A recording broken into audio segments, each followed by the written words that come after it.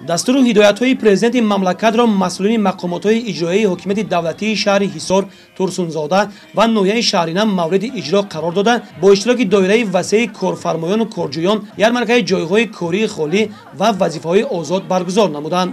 бояд гуфт ки ин яке аз самтҳои муҳимтарини сиёсати ҳукумати ҷумҳурии тоҷикистон ва мақомоти иҷроии маҳаллии ҳокимияти давлатӣ таъсиси ҷойҳои нави корӣ барои сокинони мамлакат ва баландбардоштани сатҳи некуаҳволии мардуми кишвар мебошад. дар маҷмӯъ дар ин ярмарка ҳамагӣ 480 ҷойи кори холӣ пешниҳод карда шудааст ва имрӯз мувофиқи он ахбороте ки шуъбаи ба қайдгирии ярмарка маълум гардид, дар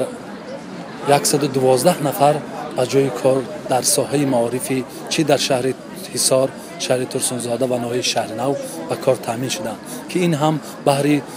боз ҳам паст кардани сатҳи бекорӣ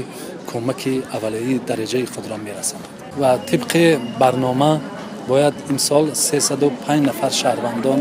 ҳамчун бекорона ба касбомӯзӣ фаро гирифта мешуд ва аллакай дар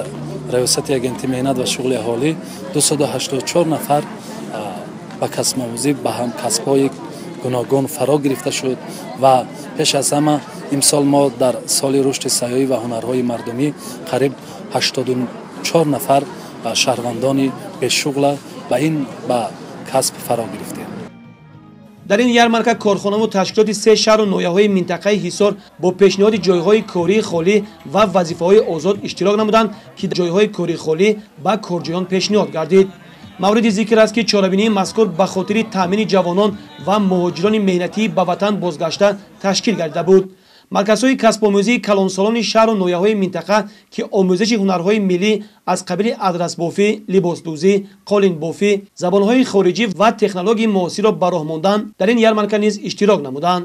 барои паст кардани сатҳи бекории аҳолӣ аз ҷониби раёсати агентии меҳнат ва шуғли аҳолӣ дар шаҳри турсунзода, ҳисор ва ноҳияи шаҳринав ярмаркаҳои ҷойҳои кории холӣ ва вазифаҳои озод ба таври доимӣ гузаронида мешавад.